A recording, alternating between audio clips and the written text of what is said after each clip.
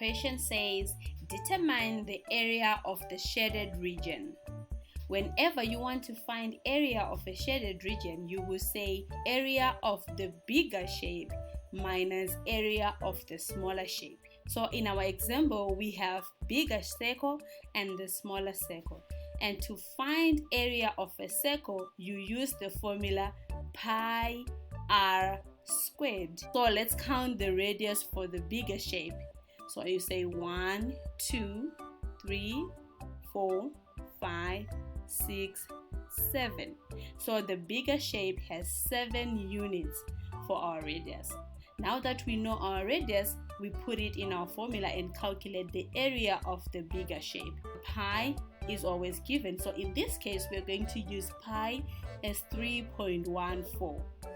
So we'll say 3.14 times 7 squared, because our radius is 7. And 7 squared is the same thing as saying 7 times 7. So we're going to end up with 3.14 times 7 times 7. So you go to your calculator, punch in the numbers, and you will get your answer is 153.86. So that is the area of the bigger shape. Now we go to the area of the smaller shape. So we also need to find the radius of that smaller shape. So we will count the units from the center of the smaller shape to the circumference of the smaller shape. So we count 1, 2, 3, 4, 5. So the radius of the smaller shape is 5 units. So now we find the area, pi 3.14 times 5 units squared. Remember, 5 squared means 5 times 5. So we have 3.14 times 5 times 5. Then you will go to your calculator and put in 3.14 times 5 times 5. And we get 78.5.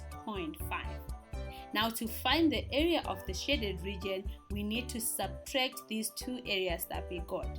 So for the big area, we got 153.86 minus 78.5, and you get your answer as 75.36 square units.